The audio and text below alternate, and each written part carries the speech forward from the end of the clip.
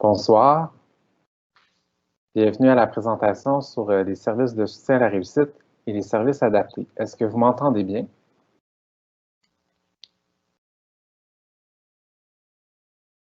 Oui, on entend bien.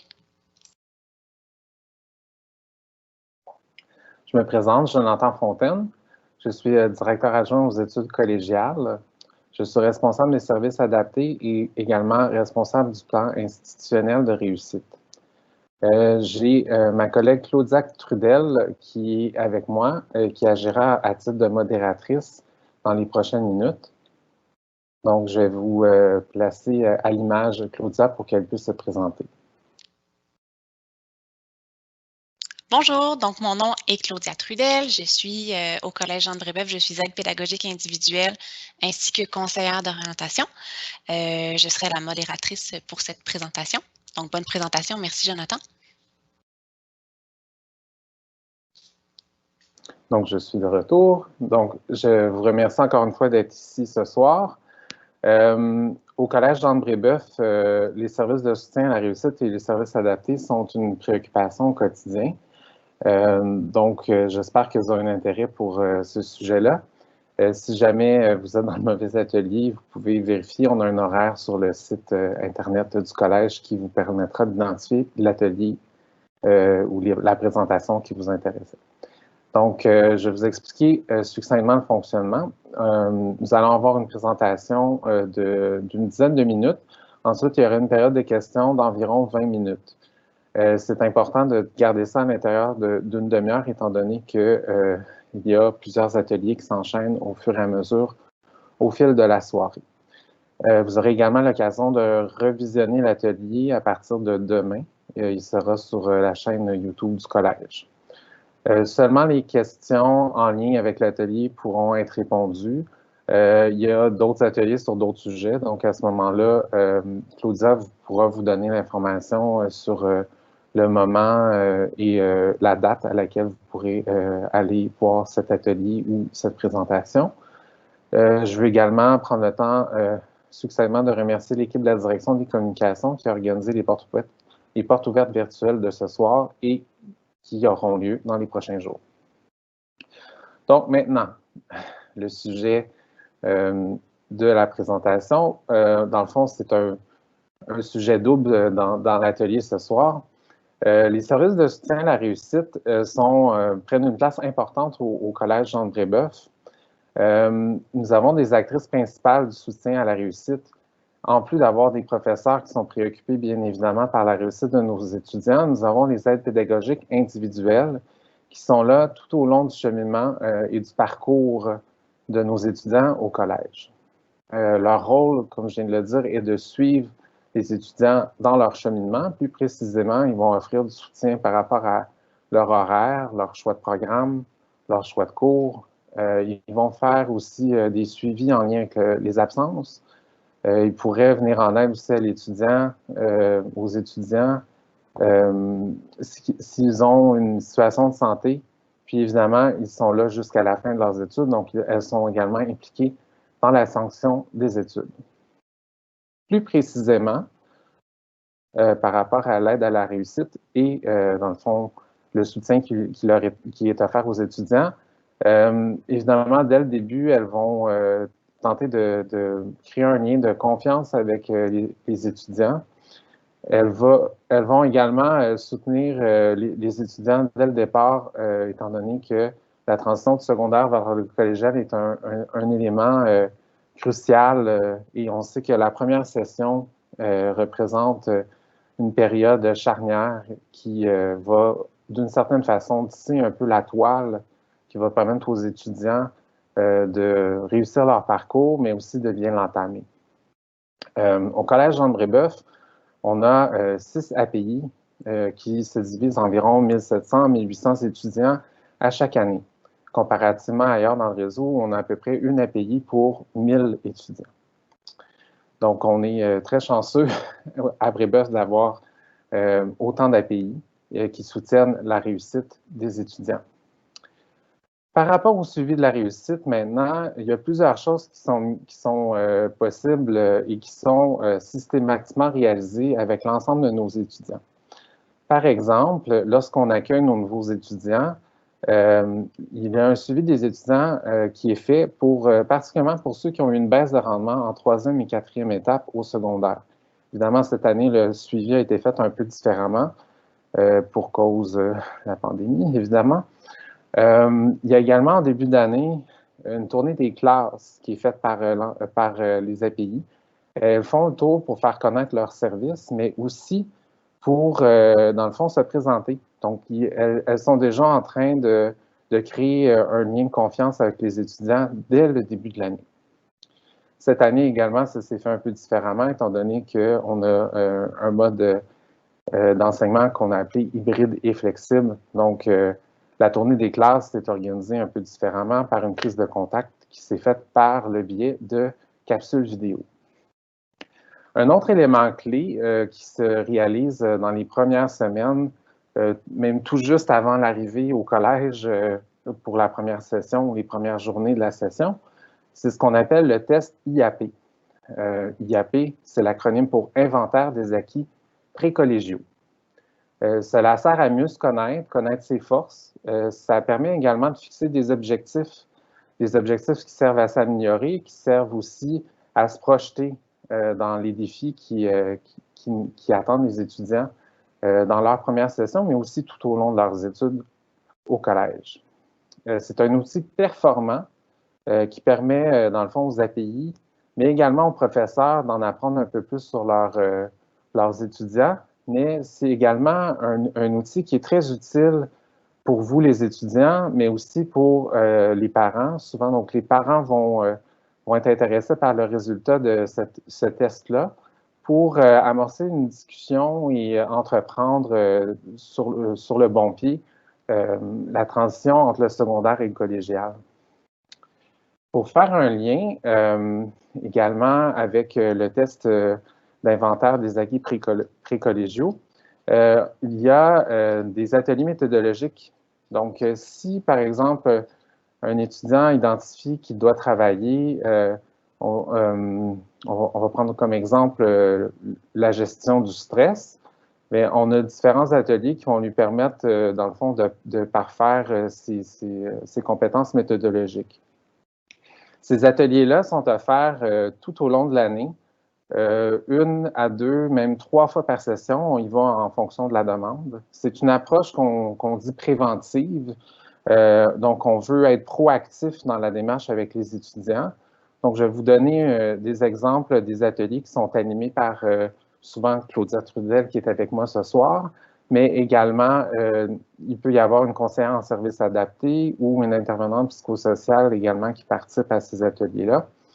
Donc, pour donner quelques exemples, il y a Réussir ses cours à distance, qui est un atelier méthodologique qu'on a créé pour, dans le fond, soutenir les étudiants dans le parcours particulier de cette année, donc les cours qu'on appelle hybrides et flexibles, la gestion du temps, la prise de notes et comment étudier efficacement, composer avec le stress et l'anxiété, pour en revenir à mon exemple précédent, préparer les examens et gérer la panique, la motivation aux études et également le stress aux examens. Donc, on a un atelier qui aborde le stress et l'anxiété plus généralement pendant ces études, puis il y en a un qui est spécifique par rapport aux examens.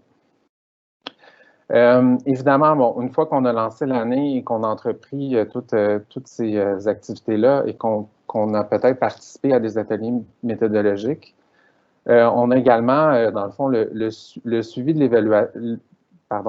le suivi de l'évolution des résultats académiques qui nous importent à Brébeuf. Ce sont des rencontres qui peuvent s'organiser tout au long d'une session, mais particulièrement à des moments clés. Donc, ces rencontres-là, dans le fond, se font entre l'API et aussi peuvent se faire avec le professeur en fonction des enjeux de réussite qui sont identifiés. La façon de faire ce dépistage également, c'est de s'assurer que les API et les professeurs sont toujours en lien et en communication régulièrement. On a différents mécanismes, sans vouloir trop rentrer dans le détail, je vais vous épargner tout ça, mais on a des mesures de soutien à la réussite qui permettent de prendre ça en charge dans différents programmes comme par exemple en sciences humaines ou en arts, lettres et communication. On a également d'autres services qui sont très intéressants. Ces services-là, dans le fond, sont plus particuliers. On peut penser à l'accueil aux étudiants étrangers et hors région, donc à l'extérieur du Québec. Il y a aussi de l'aide psychosociale. Il y a un service d'orientation offert par nos API, puis un service d'information scolaire et professionnelle également offert par nos API. Par la suite, quand on traverse notre parcours collégial, parfois on se retrouve dans un parcours qui est peut-être un peu plus difficile. Donc, ayant à cœur les enjeux liés à la réussite, nous avons un accompagnement régulier et personnalisé qui est mis en place avec l'API lorsqu'un étudiant se retrouve avec un contrat de probation, donc c'est-à-dire quand il a fait face à un certain nombre d'échecs. Ça peut être à la première session, mais ça peut être aussi à un autre moment par la suite. Enfin, pour conclure cette première partie, dans le fond, je voulais également mentionner, porter à votre attention l'existence de différents centres d'aide. Donc, on en a en français, en philosophie, en anglais. On en a en mathématiques. La particularité en mathématiques, c'est qu'on a un centre d'aide autant pour les sciences humaines que pour la science de la nature. Puis, on a également, dans le fond, un centre d'aide multidisciplinaire en sciences de la nature. Donc, l'ensemble des disciplines sont représentées au sein de ces centres d'aide. Maintenant, la deuxième partie de cette présentation portera sur les services adaptés. Les services adaptés sont, dans le fond, pour les étudiants qui ont un diagnostic médical qui a été porté à notre attention. Donc, il faut comprendre que par rapport au secondaire, il y a un changement important quand on arrive à l'ordre d'enseignement au collégial, c'est-à-dire la prise en charge, dans le fond, des étudiants en situation de handicap se fait d'abord et avant tout à partir du moment où on est en mesure d'avoir un diagnostic médical clair qui est posé. Et il y a une démarche qui doit être entreprise, évidemment, pour faire une demande, pour qu'on puisse, dans le fond, intégrer un étudiant qui aurait des besoins particuliers. On a une approche hybride au Collège André-Beuve. On a à la fois des principes d'inclusion, que je vous expliquerai un peu plus tard, et d'adaptation. Donc, évidemment, le service ou les services s'appellent services adaptés. Donc, ce terme-là est évidemment dans nos préoccupations. L'objectif principal des services adaptés, une fois qu'on a effectué l'évaluation initiale, c'est de mettre en place un plan d'intervention. Et ce plan d'intervention-là est mis en place et élaboré par nos conseillères en services adaptés. Elles sont les principales actrices de la réussite de nos étudiants en situation de handicap au Collège André-Beuve. Au collège, nous avons 2 conseillères en services adaptés et également une intervenante psychosociale. L'accompagnement et le soutien des étudiants en situation de handicap, dans le fond, se fait au cœur des apprentissages et au cœur des cours qu'ils vont traverser pendant tout leur parcours au collège. L'accent est mis sur l'acquisition des stratégies efficaces et la mise en œuvre, évidemment, des plans d'intervention. Il y a également certains objectifs sous-jacents, comme par exemple la gestion du stress, l'organisation et la planification, évidemment, pour bien réussir ses cours, mais aussi pour se structurer au quotidien dans le collège, surtout pendant la période de transition. Et également, puisqu'on a une intervenante psychosociale dans notre équipe, bien, il y a un encadrement psychosocial qui peut être offert aux besoins pour nos étudiants. Nous allons également mettre en place cet hiver une nouveauté, des groupes de soutien qui visent l'accompagnement des étudiants ayant un trouble du spectre de l'autisme et des étudiants également qui auraient des difficultés particulières par rapport à la gestion de l'anxiété, qu'on pourrait décrire comme étant une anxiété plus généralisée. Maintenant, je vais vous expliquer succinctement comment on procède pour, dans le fond, faire une demande pour la mise en place de mesures. De juin à septembre et en continu par la suite, nos conseillers en services adaptés peuvent recevoir une demande par le biais du courriel des services adaptés. Évidemment, il y a certains documents qui doivent être déposés. Il s'agit principalement du document médical ou d'un professionnel de la santé qui vient attester du diagnostic. Ensuite, une analyse des éléments du dossier sont faits. Une fois que le dossier est jugé complet, il y a une prise de rendez-vous qui est faite pour une évaluation initiale. C'est généralement dans les 10 jours ouvrables suivant la réception d'un dossier complet. À la suite de cette rencontre-là, il y a l'élaboration d'un plan d'intervention, une collecte de données qui est faite également pendant l'évaluation initiale. À l'issue de cette rencontre et de l'élaboration du plan, le plan est acheminé à l'étudiant et il doit le signer. Ensuite, il y a une mise en place des mesures d'accommodement et il peut y avoir des formations qui sont offertes pour, par exemple, l'utilisation de logiciels spécialisés comme Antidote ou comme WordQ, qui sont des exemples. Donc, ça va varier d'un étudiant à l'autre. Enfin, je vais vous donner quelques exemples de mesures d'accommodement associées principalement aux périodes d'évaluation parce que c'est l'endroit où on va avoir le plus d'adaptation qui est nécessaire. Donc, au collège, on a un local adapté. Dans ce local-là, c'est possible d'avoir accès à un ordinateur, à des logiciels spécialisés.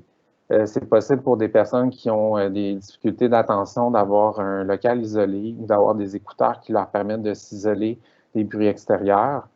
Il y a également une surveillance tout au long des examens qui est assurée par une surveillante ou un surveillant, dépendamment du moment de la journée.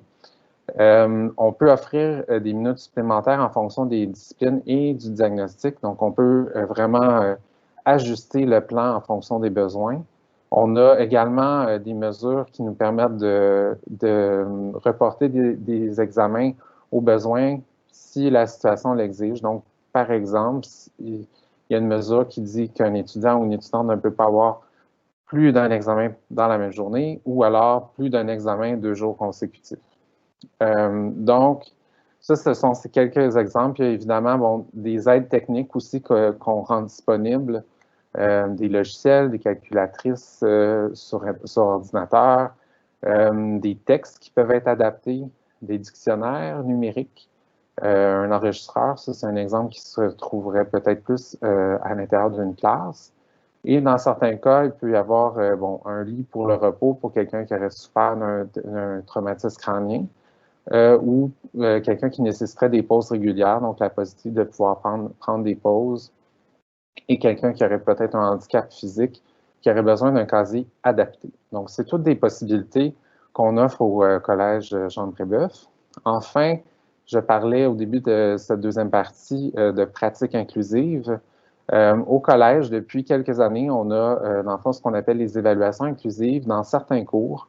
Ce sont des professeurs qui se sont associés et qui ont voulu offrir une alternative au fait d'aller faire des évaluations dans un local à l'écart de leur groupe régulier. Donc, l'objectif était, dans le fond, de jouer sur la stigmatisation que certaines personnes peuvent ressentir quand ils sont mis à l'écart.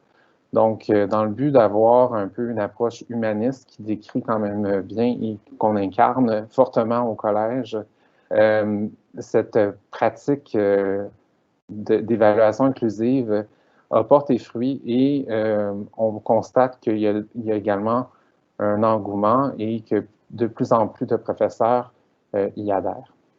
Donc, je vous remercie. Maintenant, on serait prêt à prendre des questions.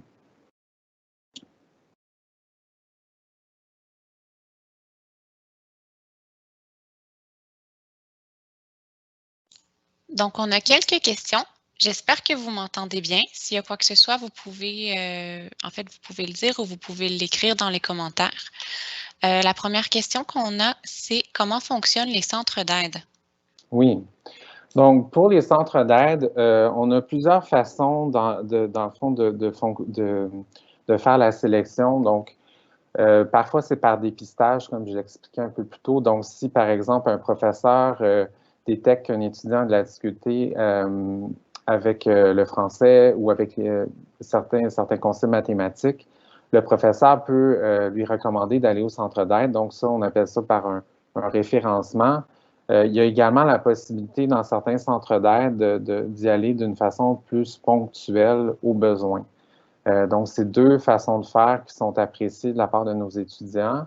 Puis, il y a également des ententes particulières parce qu'on sait que dans certains de nos programmes, il peut y avoir des profils d'étudiants qui sont liés souvent aux critères d'admission. Donc, parfois, on a des étudiants qui ont de plus grands défis. Donc, on a également des partenariats qui sont existants de cette façon-là.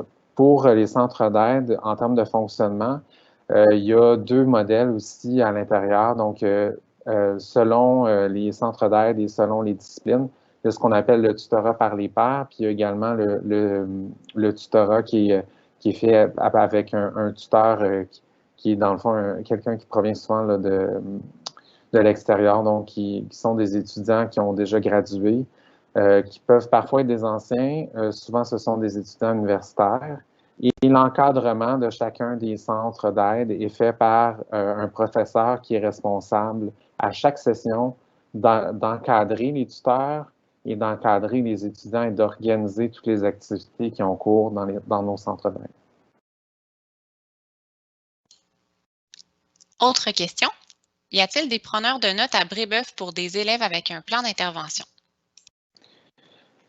C'est une possibilité. C'est sûr que c'est du cas par cas. Donc, c'est une des possibilités qu'on a parmi tant d'autres. J'en ai énuméré plusieurs exemples. J'aurais pu prendre cet exemple-là. Bien évidemment, on tient compte des recommandations, des suggestions qui sont faites par le médecin ou, je vais prendre un autre exemple, un neuro ou psychologue, par exemple, qui pourrait suivre un de nos étudiants. Autre question. Quand est-ce que le test des acquis précollégiaux est donné? Une fois admis ou avant?